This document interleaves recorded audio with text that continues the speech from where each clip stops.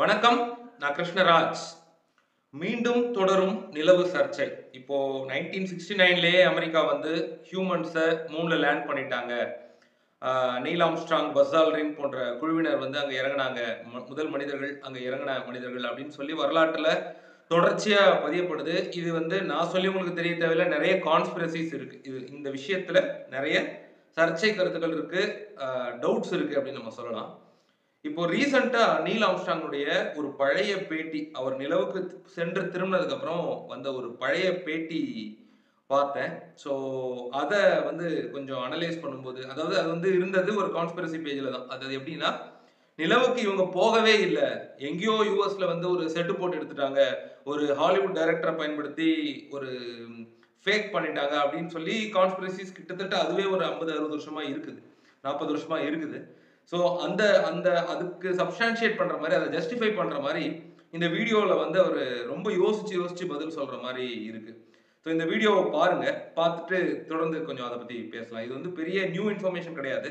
ஒரு ரேரான இன்டர்வியூவா இருந்தது, அதை நான் இங்க நம்ம சேனல்ல நான் கொடுக்குறேன். இந்த வீடியோவை பார்த்துட்டு வாங்க.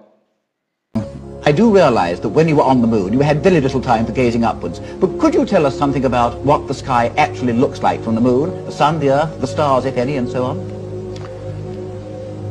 The sky is a deep black when viewed from the moon, as it is when viewed from cislunar space, the space between the Earth and the moon.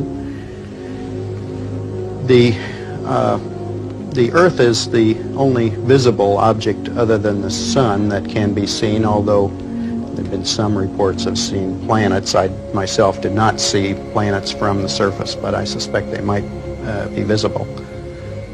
The Earth is quite beautiful from space and from the moon.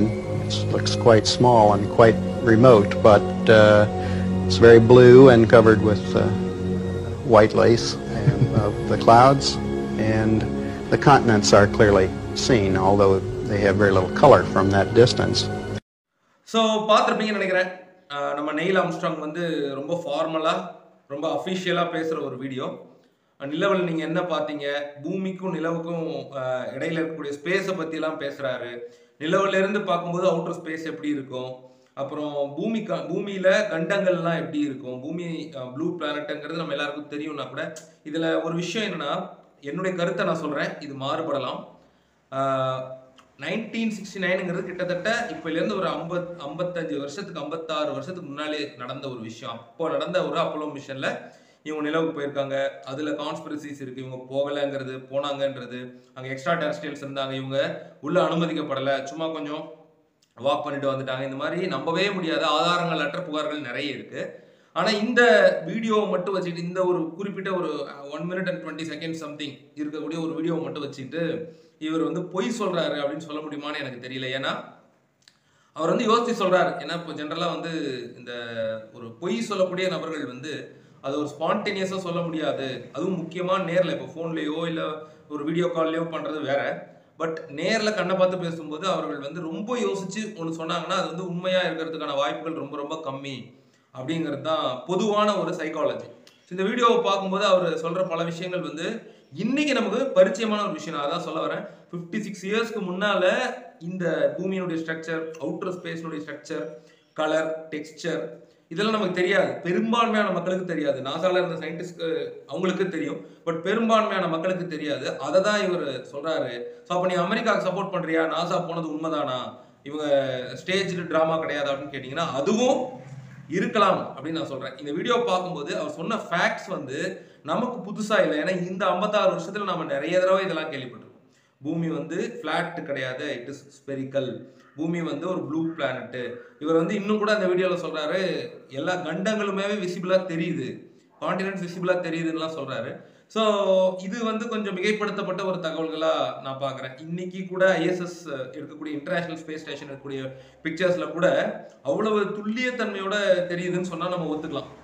But இவங்க போன காலகட்டத்தில் அவ்வளவு துல்லியத்தன்மை, இவர் நிலவிலிருந்து பார்க்கும்போது பூமியில இல்லை near earth ஆர்பிட்ல இருந்து பார்க்கும்போது பூமியில கண்டங்கள் தெரிஞ்சுதுங்கிறது கொஞ்சம் குக்டப் ஸ்டோரி. குக்டப்னா அவருக்கு சொல்லி கொடுத்து சொல்லப்பட்ட ஒரு விஷயமா தோணுது. தெரியல, அகைன் ஒரு கான்ஸ்பிரசி தான் இது. நிலவுக்கு அமெரிக்கா போனாங்கிறதுக்கு அத்தாச்சியா இன்னைக்கும் நிலவுல அவங்க நட்டு வச்ச கொடி இருக்கு. அப்புறம் இன்னொரு ஒரு ஸ்பேஸ் நாசாவுடைய ஆஸ்ட்ரோநாட்னுடைய ஃபேமிலி ஃபோட்டோ இருக்கு. இதெல்லாம் நம்ம சேனல்ல பேசியிருக்கோம். மூன் பத்தி எனக்கு தெரிஞ்சு எண்ணற்ற அளவுல நம்ம வீடியோஸ் பேசியிருக்கோம் பல வருஷத்துக்கு முன்னால. பட் இந்த வீடியோவை பொறுத்த வரைக்கும் ஒரு ரேரான ஃபுட்டேஜ் இது. இந்த ஒரு ஃபேஸ்புக் பேஜ்ல இருந்து நம்ம எடுத்தது. இந்த ஃபுட்டேஜை பார்த்தாலே நமக்கு தெரியுது ஏதோ ஒன்று அவர் வந்து சில விஷயங்களை ஃபில்டர் பண்ணி சொல்றாரு, மாடரேஷன் நடந்திருக்கு அப்படின்னு சொல்ல முடியுது. ஸோ மேபி நிலவுக்கு போயிருக்கலாம். மனிதர்கள் அங்கே இறங்கி ஸ்பேஸ் வாக் பண்ணாங்களா அப்படிங்கிறது தான் அங்கே கேள்வி. நிலவுக்கு ஒரு அன்மேன்டு வெஹிக்கிள் மூலமா போயிருக்கலாம், இல்லை இவங்க மேன்டு வெஹிக்கிள்ஸ்லேயே ஸ்பேஸ் கிராஃப்ட்லேயே போயிட்டு இறங்க முடியாத சூழ்நிலை இருந்திருக்கலாம். அங்கே வந்து கொடி நடுறதோ இல்லை அந்த மற்ற விஷயங்களோ வந்து இன்னைக்கு அதாவது இந்தியா மாதிரியான சந்திராயன் மாதிரியான மிஷன்ஸ்லையோ இல்லை மற்ற நாடுகளுடைய மிஷன்ஸ்லையோ கூட அமெரிக்கா நிலவில் விட்டுட்டு வந்த அடையாளங்கள் காணப்படுது அப்படின்னு சொல்லக்கூடிய ஆதாரங்கள் இருக்கும் பட்சத்தில் இவங்க போகவே இல்லைன்னு சொல்ல முடியாது. ஆனால் இவங்க அங்கே இறங்கினாங்களா அங்கே வந்து, ஏன்னா இன்னொரு கான்ஸ்பிரசி கூட இருக்கு. அப்போலோ 20ன்னு ஒரு மிஷன் இருந்ததாகவும் அதில் அங்கே வந்து எக்ஸ்ட்ரா டெரஸ்ட்ரியல்ஸ் வந்து அவங்களுடைய பாடியை கேப்சர் பண்ணதாகலாம் நிறைய பேர் சொல்லிட்டு இருக்காங்க. பட் எதுக்குமே ஆதாரங்கள் இல்லை. ஆதாரங்கள் இல்லாமல் பேசுறது வேஸ்ட்னு நான் நினைக்கிறேன். But Neil Armstrong, Buzz Aldrin பல இடத்துல, அதாவது நிலவுல முதல்ல கால் வச்சது நீல் ஆம்ஸ்ட்ராங். பஸ் ஆல்ட்ரின் 2வது கால் வச்சவர். அந்த 2வது கால் வச்சவர் நிறைய இடத்துல முன்னுக்கு பின் முரணா மாற்றி பேசியிருக்கிறாரு. இன்னைக்கும் வந்து அவர் வந்து பல பேட்டிகளில் அவரை நீங்க பார்க்கலாம். ஸோ இது ஒரு குழப்பமான ஒரு மனநிலையில தான் இப்போ நிறைய பேர் கேட்பாங்க, அவன் நிலவுக்கு போனா நமக்கு என்ன, நிலவுக்கு போகலன்னா நமக்கு என்னன்னு. நல்லா விட்டு நோக்கினீங்கன்னா அமெரிக்கா வந்து டெக்னிக்கலா, பொலிட்டிக்கலா, எக்கனாமிக்கலா நம்மளை கண்ட்ரோல் பண்றாங்க. இப்போ ரீசெண்டா கூட இந்தியா பாகிஸ்தான் போர் பதற்றத்தை அமெரிக்கா தனிச்சு வச்சதை பெருமை அடிச்சுக்கிறாங்க இல்லையா. அதாவது நீங்க இப்போ போற நிறுத்தலைன்னா, இந்த 2 நியூக்ளியர் அணு ஆயுத நாடுகளும் போற நிறுத்தலைன்னா உங்க 2 பேர் கூடயும் நான் வந்து ட்ரேட் பண்ண மாட்டேன் அப்படிங்கிற ஒரு மிரட்டல் விடுத்து தான் நான் வந்து போர் நிறுத்துறேன்னு நான் சொல்ல, ட்ரம்பே சொல்லியிருக்கிறார். ஸோ அந்த அளவுக்கு ஒரு பெரிய என்னன்னா ஒரு டானா இந்த உலகத்துக்கு தான் இருக்கணும்னு காமிச்சிக்கிறதுக்காக அமெரிக்கா பண்ண பல உருட்டுகள்ல இதுவும் ஒண்ணு அப்படின்னு சொல்றவங்களும் இருக்காங்க. இல்ல மூணுக்கு போனாங்க, ஆனா ஸ்பேஸ் வாக், மூன் வாக் அப்படிங்கிறது இங்க ஸ்டேஜ்டு. மூணுக்கு போயிட்டு அவங்களால அங்க சில ரெஸ்ட்ரிக்ஷன்ஸ் இருந்ததுனால அவங்களால அதை செய்ய முடியல. அந்த ரெஸ்ட்ரிக்ஷன்ஸ் என்ன, தே சாய் ப்ளூ லைட் இப்படின்லாம் இருக்கு. இதை பத்திய உங்களுடைய கருத்துக்கள் என்னங்கிறத ஆக்கப்பூர்வமான முறையில கமெண்ட்ல கொடுங்க. இன்னொரு புதிய சிந்தனை தூண்டும் காணொலியில் சந்திப்போம். நன்றி.